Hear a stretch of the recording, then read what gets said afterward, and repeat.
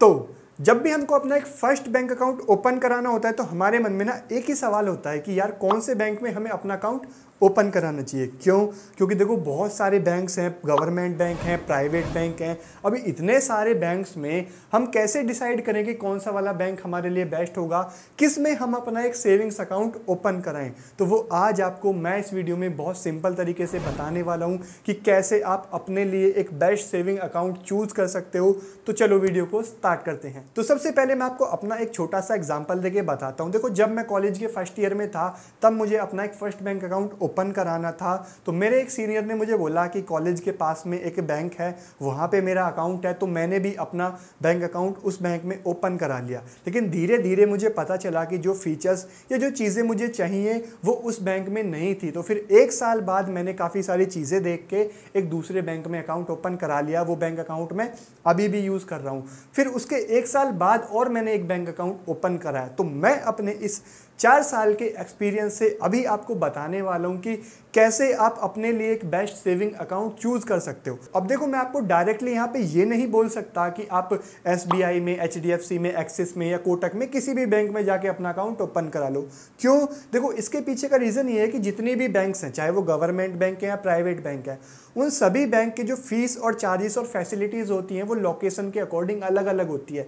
जो बड़े metro cities हैं उनमें जो फीचर्स हैं, जो फीस एंड चार्जेस हैं वो अलग है। जो छोटे शहर हैं उनमें अलग है। जो रूरल एरिया है, जो गांव वाली ब्रांचेस हैं सभी बैंक की, उनमें फीस एंड चार्जेस अलग है। तो ये कह पाना बहुत मुश्किल है डायरेक्टली कि आप किसी एक पर्टिकुलर बैंक में जाके अपना अकाउंट ओपन करा लो। लेकिन अभी मैं आपको कुछ 4-5 चीज़ें ऐसी बताने वाला हूँ जो अगर आप अपना एक सेविंग्स अकाउंट ओपन कराते टाइम देख लोगे या बैंक में पूछ लोगे, अगर वो चीज़ें आपको मिल जाती हैं तो डेफिनेटली आप अपने लिए एक बेस्ट बैंक अकाउंट चूज कर पाओगे।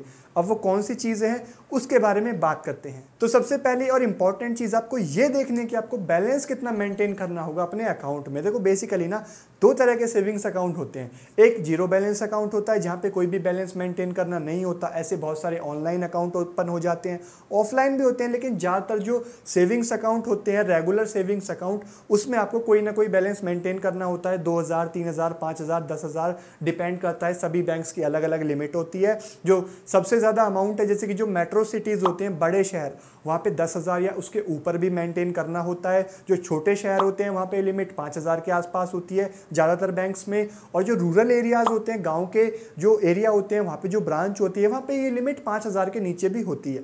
तो अभी आपको देखना ये है कि आपका जो घर है या आपका ऑफिस है जहाँ पे आप काम करते हो, आपको 2 ही जगह पे अपना बैंक अकाउंट ओपन कराना चाहिए, या तो आपके घर के पास में या आपके ऑफिस के आसपास में जहाँ पे आप काम करते हो। तो वहाँ पे आप ये देखो कि जितनी भी ब्रांचेज हैं वहाँ पे किस ब्रांच में कितना बैलेंस मेंटेन करना होगा। अब देखो ये आप चाहे तो ऑनलाइन भी चेक कर सकते हो ब्रांच के अकॉर्डिंग, लेकिन अगर ब्रांच में जाके पता कर लोगे तो ज़्यादा बेहतर रहेगा, क्योंकि अभी मैं आपको आगे कुछ और भी चीज़ें बताने वाला हूँ तो वो आपको ब्रांच में ही पता चल पाएंगी। तो फर्स्ट चीज़ आपको ये देखनी है सभी बैंक्स में आपके आसपास में जो भी है कि किस में सबसे कम बैलेंस मेंटेन आपको करना है, तो उस पर आप अपना फर्स्ट चेक लगा सकते हो। अब सेकेंड इंपॉर्टेंट चीज़ है फीस एंड चार्जेस। अब देखो यहाँ पे ना मैं आपको कुछ ऐसी चीज़ें बताने वाला हूँ जो हो सकता है अगर अभी आपने नहीं देखी तो बाद में आपके ऊपर कुछ ऐसे चार्जेस लग जाएं, आप बोलोगे अगर यार ये मुझे पहले पता होता तो शायद मैं इस बैंक में अपना अकाउंट ओपन ही नहीं कराता। तो मैं यहाँ पे 4 इंपॉर्टेंट चीज़ें बताने वाला हूँ फीस एंड चार्जेस के अंदर जो कि आपको देखनी है अकाउंट ओपन कराने से पहले। सबसे पहली चीज़ देखो, काफ़ी सारी जो बैंक्स हैं अपने रेगुलर सेविंग्स अकाउंट पे एक लिमिट देते हैं। लिमिट कैसी कि आप मंथ में 3 बार, 4 बार या 5 बार, सभी बैंक्स का ये लिमिट अलग अलग होती है कि आप, जैसे कि मैं अपने बैंक का एग्जांपल देके बताऊं तो मेरे बैंक ने एक लिमिट दी हुई है मेरे सेविंग्स अकाउंट पे कि मैं 4 बार ही अपने बैंक में मंथ में डिपॉजिट कर सकता हूं और 4 बार ही विड्रॉ कर सकता हूं। इससे ज़्यादा अगर मैं कोई ट्रांजैक्शन करूंगा तो मेरे ऊपर अलग से चार्जेस लगेगा। तो अभी आपको देखना ये है कि किस बैंक में कितनी ट्रांजैक्शन मंथ में आपको ब्रांच में जाके करने के लिए फ्री मिलती है, डिपॉजिट की भी, विड्रॉ की भी। और फिर आप ये देखो कि आपको अपने अकॉर्डिंग कितनी मंथ में ट्रांजैक्शन करनी पड़ सकती है बैंक में जाके, डिपॉजिट की भी, विड्रॉ की भी। अब सेकंड चीज भी इसी से रिलेटेड है जो कि आपको देखनी है। बैंक एक और लिमिट देते हैं, जैसे कि अभी तो मैंने आपको ट्रांजैक्शन लिमिट बताया, बैंक अमाउंट की भी लिमिट देते हैं। जैसे कि मैं मेरे ही बैंक का एग्जांपल देके बताऊं तो मेरा बैंक लिमिट देता है कि मैं एक मंथ में 2 लाख या तो डिपॉजिट कर सकता हूं और 2 लाख ही विड्रॉ कर सकता हूं।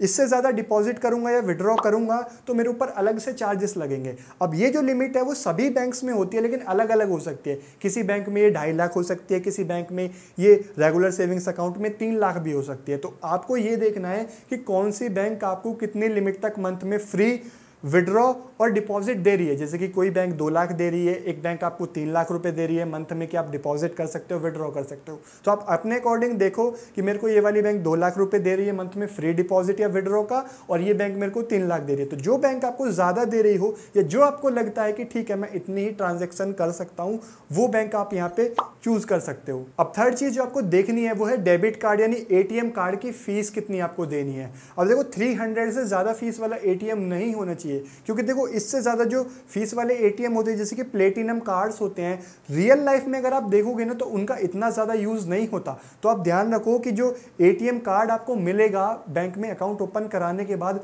उसकी जो फीस है वो 300 से ज़्यादा नहीं होनी चाहिए। अब होता क्या है, कई बार बहुत सारे प्राइवेट बैंक्स में जब आप अपना अकाउंट ओपन कराने के लिए जाते हो तो बैंक के पास उस टाइम पे जो भी अवेलेबल किट होती है वो बैंक आपको दे देता है। उसमें एक पासबुक होती है, एक चेकबुक होती है, एक एटीएम कार्ड होता है। तो आपको वहाँ पे पूछ लेना है कि भाई ये वाला जो एटीएम कार्ड है इसकी फ़ीस कितनी है, क्योंकि बैंक के पास जो अवेलेबल होगा बैंक वो आपको इशू करके दे देगा। अब उसकी हो सकता है 200 फीस हो, 500 फीस हो, 800 फीस वाले भी एटीएम कार्ड बहुत सारे आते हैं। तो आपको ध्यान रखना है 300 से ज़्यादा फीस नहीं होनी चाहिए, क्योंकि बैंक तो जो उसके पास अवेलेबल होगा वो आपको दे देगा। अगर आपने अकाउंट ओपन कराते टाइम में बैंक से नहीं पूछा तो बाद में जब आपका अकाउंट एक्टिवेट हो जाएगा आपको स्टेटमेंट में दिखेगा कि आपके एटीएम के चार्जेस कितने कटे हैं। तो उससे अच्छा पहले ही आप देख लो कि उसमें 300 से ज़्यादा फीस नहीं होनी चाहिए। अब फोर्थ चीज़ आपको देखनी है कि जो एटीएम आपको मिलेगा उसमें मंथली आपको कितनी ट्रांजैक्शन फ्री करने के लिए मिलेंगी। अब हो सकता है ये कुछ लोगों के लिए इंपॉर्टेंट हो, कुछ लोगों के लिए ना हो, लेकिन एक इंपॉर्टेंट चीज़ है इसलिए यहाँ पे मैं ऐड कर रहा हूँ।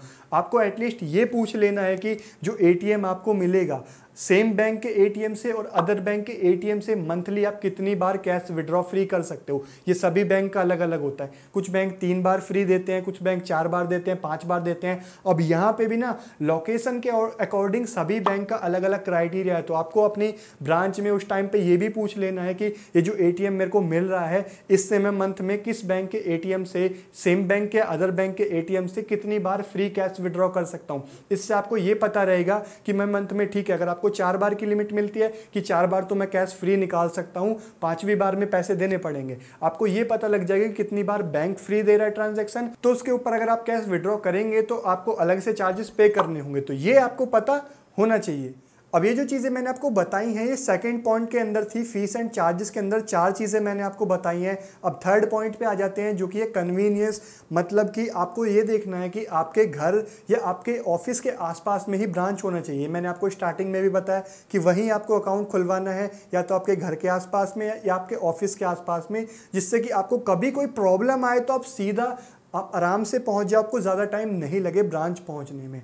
अभी यहाँ पे एक और चीज़ आपको ये देखनी है कि जो भी ब्रांचेस हैं आपके घर या ऑफिस के आसपास में अकाउंट ओपन कराने के लिए, कि किस ब्रांच में ज़्यादा अच्छी फैसिलिटी मिलती है।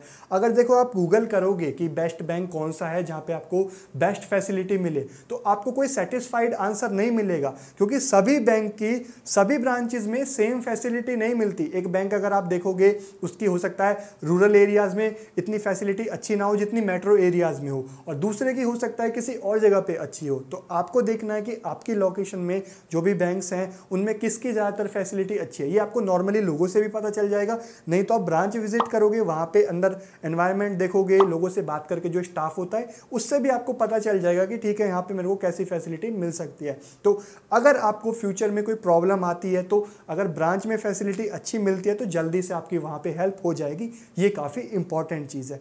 नेक्स्ट चीज़ इसके अंदर आपको ये देखनी है कि जो भी ब्रांच है जहाँ पे आप अकाउंट ओपन कराने के लिए सिलेक्ट आप बैंक कर रहे हो, उसके एटीएम कितने हैं आपके आसपास में। क्योंकि कई बार क्या होता है, आपको अमाउंट डिपॉजिट करना होता है या विड्रॉ करना होता है तो वो आप बैंक के एटीएम से भी अब कर सकते हो। तो अगर एटीएम पास में तो ये आपके लिए एक बहुत ही अच्छी चीज़ है।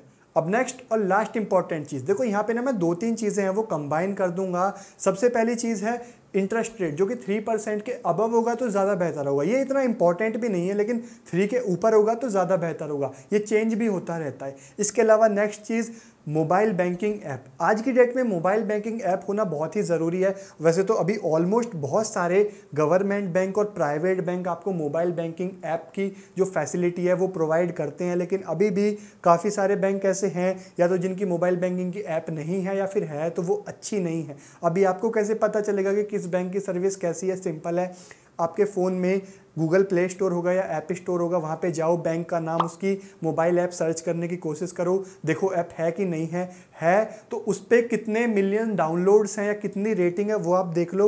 वहाँ से आपको आइडिया लग जाएगा कि कितने यूज़र हैं और कितनी उसकी रेटिंग है, ऐप है कि नहीं है। ये होना आज की डेट में काफ़ी ज़्यादा इंपॉर्टेंट है। नेक्स्ट इंपॉर्टेंट चीज़ है क्रेडिट फैसिलिटी।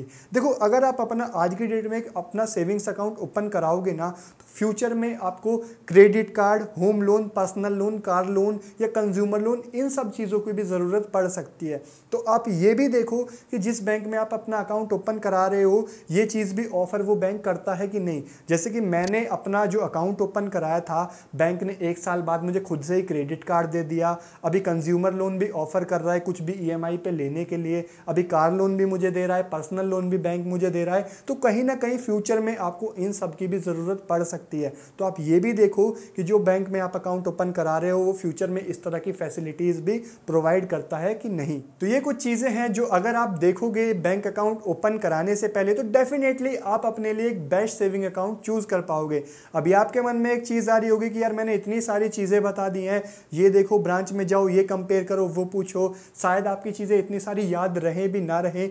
और एक सवाल की हो सकता है कि ये इतनी सारी चीज़ें जो है आपको किसी एक बैंक में ना भी मिले। तो जितनी सारी चीज़ें आपको किसी एक बैंक में ज़्यादातर जो चीज़ें मिले, वो बैंक ऑब्वियसली आपके लिए बेस्ट होने वाला है। अभी जो चीज़ें मैंने आपके लिए बताई हैं वो आपकी और हेल्प के लिए मैं वीडियो के एंड में स्क्रीन पे आपको दिख जाएगा।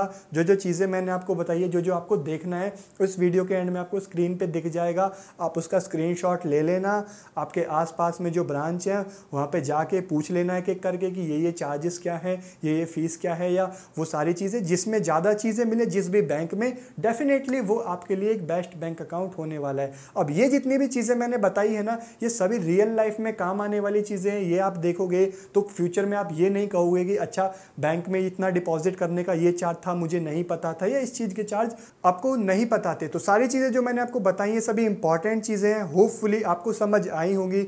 वीडियो अच्छा लगा है तो लाइक ज़रूर कर देना। चैनल पे नए हो तो सब्सक्राइब करके बेल आइकन प्रेस कर लेना ऐसे और वीडियोस देखने के लिए। और आप चाहो तो मुझे इंस्टाग्राम पे भी फॉलो कर सकते हो, उसका लिंक आपको नीचे डिस्क्रिप्शन में मिल जाएगा। मैं मिलता हूँ आपसे एक नई वीडियो में, तब तक के लिए थैंक यू, बाय बाय।